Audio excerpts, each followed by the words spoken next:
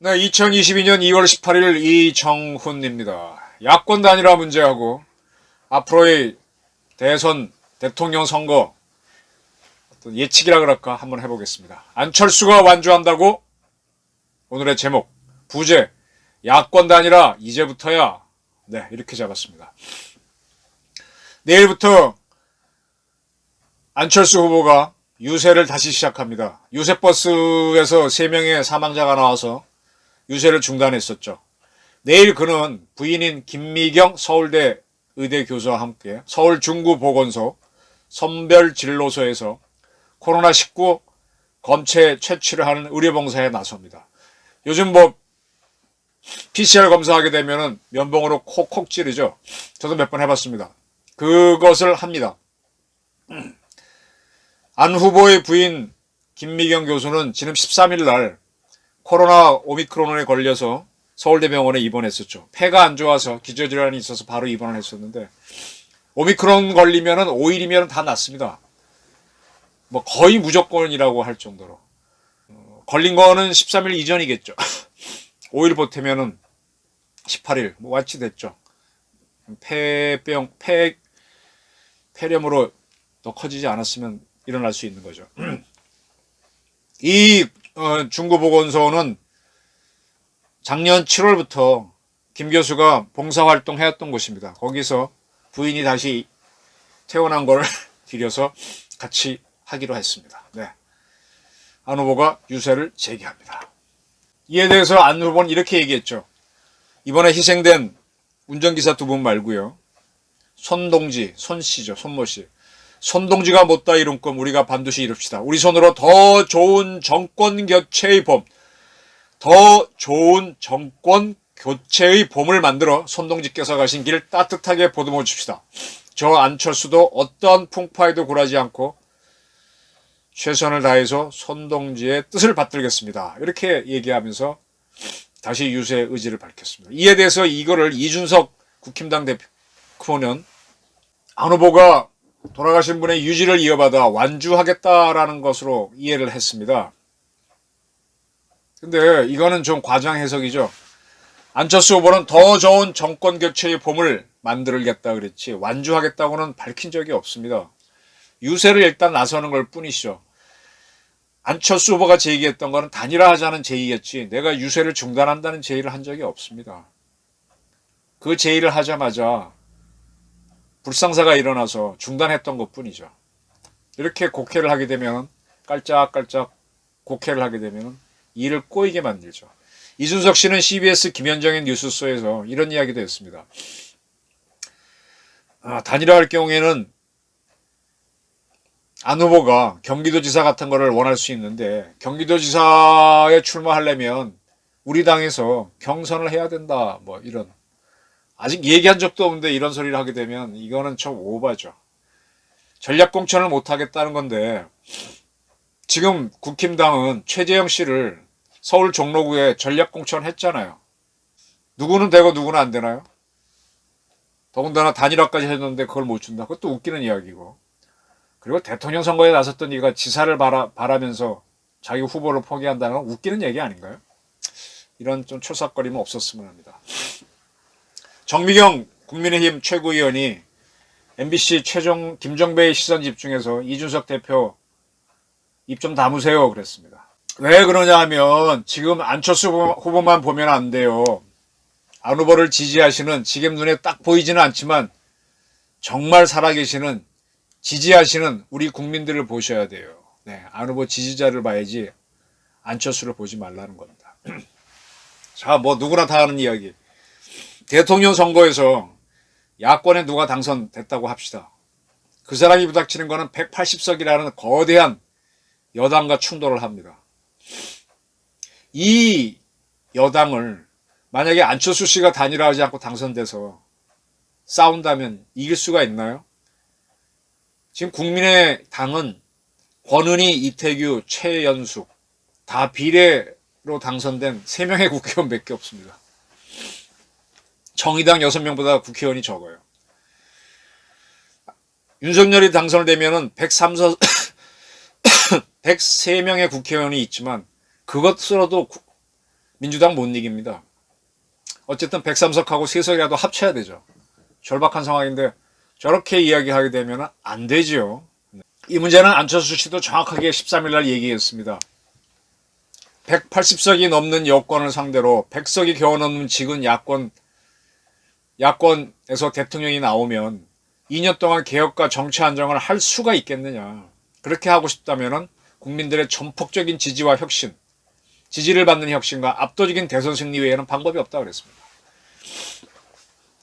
야권 후보가 박빙으로 이길 경우에는 식물 대통령이 될 가능성이 크다. 그리고 김정인 씨는 야권에서 이겨도 워낙 여권이 크니까 여야 동고정부 연합정권을 만들어야 된다까지 예상하고 있거든요. 어쨌든 이번 대선에서 야권이 이기는 게 중요한데 다시 유세를 시작한다고 해서 단일화 끝났다라는 식으로 이준석 씨 식으로 보게 되면 너무 그건 잘못이죠. 이제 여러 가지 방식으로 단일화가 추진될 겁니다. 자, 이거는 하나의 한 건이고 두 번째 건. 지금 여당이 점점 수렁에 빠지고 있습니다. 이름하여 업무추진비 상납사건이 만들어졌습니다. 횡령사건, 배임사건 보다가 업무추진비 상납사건. 이거는 뭐 움직일 수 없는 사건이구나. 어떻게 봐요? 왜 그러냐? 계속해서 지금까지 경기도에서 업무추진비를 빼가지고 김혜경 씨가 있는 이재명 씨 자택에 음식을 갖다 줬다라는 건 수없이 나왔잖아요. 근데 이번에는 성남시에서도 이재명 씨가 시장할 때도 1,600만 원 정도 금액을 쓰게 됐다 이런 얘기죠. 그 배모 씨, 그가 7급으로 있으면서 음식을 사서 이재명 씨 집에 갖다 줬다. 그때는 이제 A씨는 성남시 공무원은 아니었으니까 다른 사람이 갖다 줬겠죠. 그건 누군지 찾아야 될 거고요. 뭐 성남시 2016년부터 17년 사이에 참 많은 돈을 갖다 썼습니다. 그때 A과 같은 경우 업무 추진비로 16년, 17년 사이에 1,800만 원이 배정이 됐는데 대부분은 배 씨가 다 쓰고 남은 돈 약간만 난 한 푼도 못 썼다라고 그 당시 과장은 이야기하고 있습니다. 그리고 그때 배 씨는 행정지원과 소속인데 행정지원과장은 배 씨가 이런 거 했는데 당신은 아니냐 그랬더니 전혀 기억이 안 난다 이러고 있습니다. 이 사실을 폭로한 사람은 성남시 의원인 이기인 씨인데 이거는 업무추진비 게이트다. 업무추진비를 상납한 거다 이렇게 봤습니다. 그 업무추진비 상납 사건을 볼 때 꼭 다뤘으면 하는 자료가 있습니다. 이겁니다. 한번 제가 소개했던 이재명 씨의 석사학위 논문입니다. 대충 봤는데 제목은 지방정치 부정부패의 극복 방안에 관한 연구. 지방정치 부정부패의 극복 방안에 관한 연구. 최양순 교수가 지도교수인데 이 논문 끝에 결론처럼 이렇게 나오는 대목이 있는데요. 제가 마킹을 했는데 뭔가 하면 이 부정부패, 지방정치에서의 부정부패는 막기가 어렵다. 그래서 그거 중에 그럼에도 불구하고 막아낼 수 있는 방법으로는 뭘 이재명 씨가 제의했는가 하면 시민 참여를 통한 부패 방지를 활성화해야 된다. 그것이 정부와 사회관계의 균형을 의미하는 것이다 이렇게 써놨거든요. 그러니까 시민들을 참여시키라 됩니다. 시민들이 참여해서 만약에 업무추진비 사건 수사를 해서 기소를 할 때쯤에 이걸 국민 배심 재판제로 해가지고 기소할 건가 말 것인가 해서 국민들한테 성남 시민들하고 경기도민들한테 물어가지고 자료 다 주는 거예요 검찰에서. 이렇게 경기도에서는 얼마 여긴 가져갔는데 도민과 시민들이 보기에는 어떻습니까? 해서 그분들이 참여해갖고 그럼 어떻게 막는 게 좋겠습니까? 그 다음에 유죄로 보십니까? 해서 기소하는 게 방법이죠. 이제 이 대한민국의 부정부패가 특히 지방정권 이 GH라든지 GH는 경기도시개발공사, 성림도시개발공사, LH도 문제지만 LH는 많이 좋아졌는데 지방에 있는 지방 LH들이 상당히 문제거든요. 대장동 게이트도 그렇고. 여길 잡아야 됩니다. 이거는 안철수로가 시작된 단일화 별건으로 대한민국 부정부패를 없애기 위해서 이 자치단체들이 만든 도시개발공사의 비리를 잡아야 됩니다. 여러분 이 사건을 아실 겁니다. 국정원장 특수활동비 특활비 상납 사건.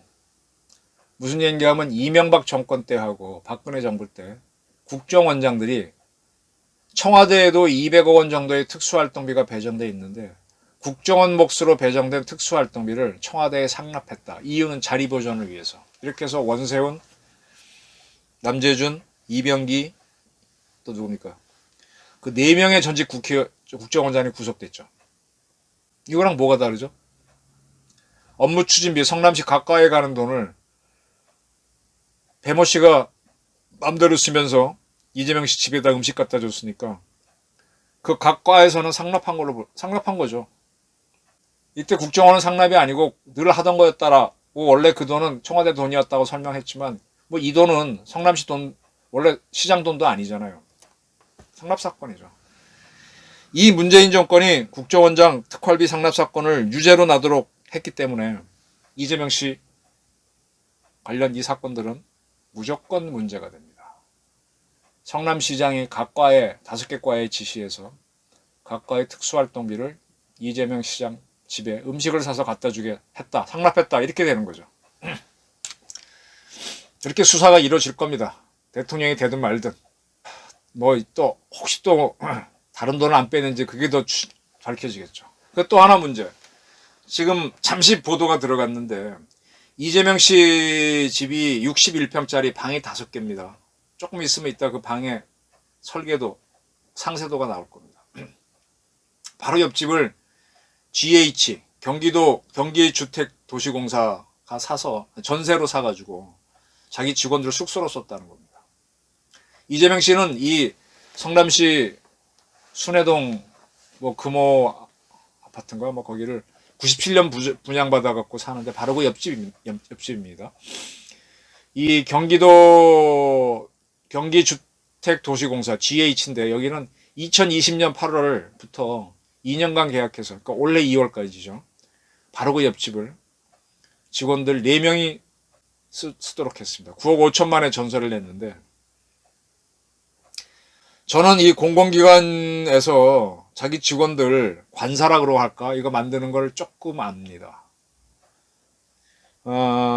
총각 직원들을 위해서 뭐 한전이나 뭐 이런데 뭐 이런 공사에서 그 지역에 살지 않는 사람한테는 관사를 제공하는데 글쎄 이렇게 몇 억짜리 집은 잘 전세로 안 빌립니다. 더 싼 집을 빌리죠.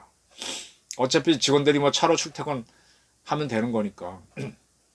그리고 한 방에 1명 배정이 원칙입니다. 근데 가끔은 방이 모자라서 한 방에 2를 넣거나 거실이 크니까 거실에서 자기도 핵에서 합니다.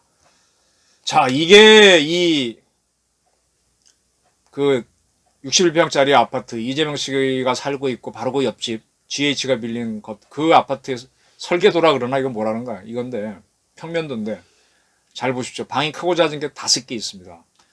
근데 여기에 대리급 직원들을 배치했대거든요. 대리급 직원들 할 수 있어요.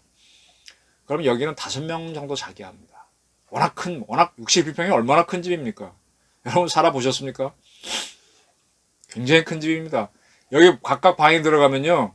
서로 소리 질러도 모르고 카톡으로 서로 전화로 뭐 통화해야 될 겁니다.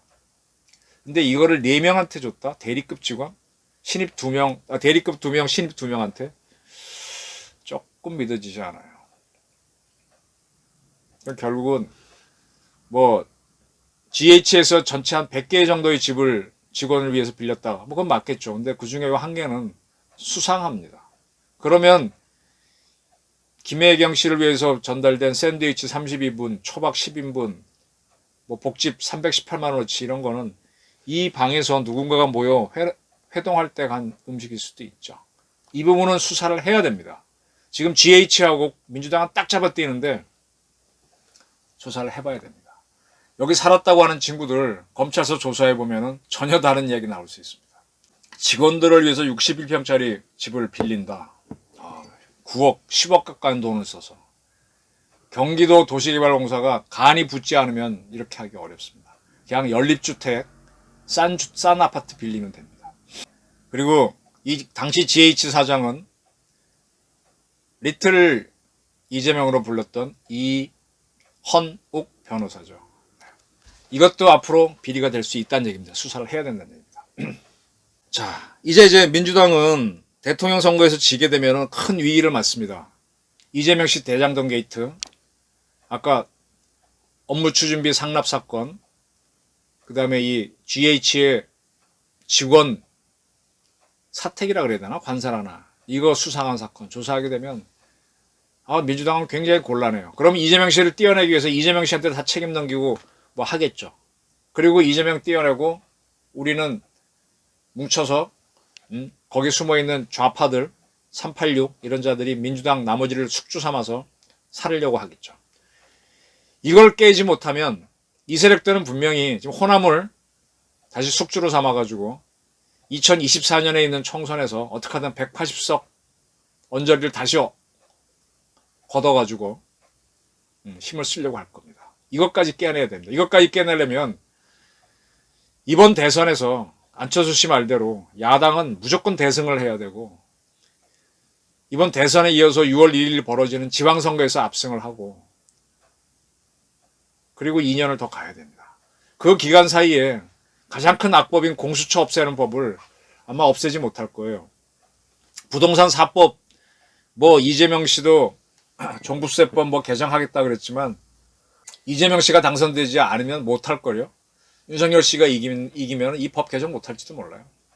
경찰도 지금 엉터리가 됐네. 경찰처법 개정도 안 되고 국정원법 개정도 안 됩니다. 탈핵정책 정도야 뭐 법 없이 한 거니까 좀 어떻게 하겠지만 지금 원자력 안전재단에 탈핵 인사 김재남이 앉힌 것 같은 것도 바꾸지 못할 거예요. 근데 그렇게 이렇게 나라를 삐비 틀어놓은 거를 그나마 좀 끌고 나가려면은 야권이 뭉쳐야 됩니다. 현재 홍준표, 유승민이 합세했습니다. 이걸로는 안 됩니다. 안철수가 와도 부족합니다. 그래서 진짜 안철수와의 단일화는 지금부터입니다. 안철수 씨가 유세를 해가면서 상당히 서로 걔한테 얘기를 해야 되겠죠. 한 번에 끝날 문제가 아니니까. 또 그 와중에 이재명과 안철수가 단일화하겠다는 얘기도 왔다 갔다 하다가 선거 직전에 뭐 타결되고 그렇게 아마 갈 겁니다. 또 그렇게 가야 정상이고요.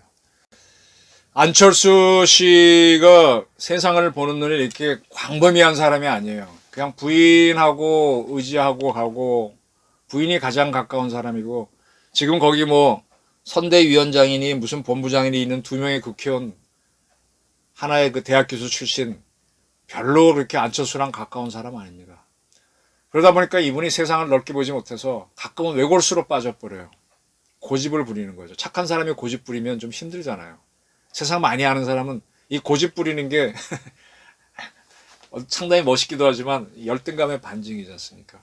안철수 씨는 그럴 가능성이 있는 굉장히 순수한 만큼 거꾸로 고집 부릴 수 있습니다.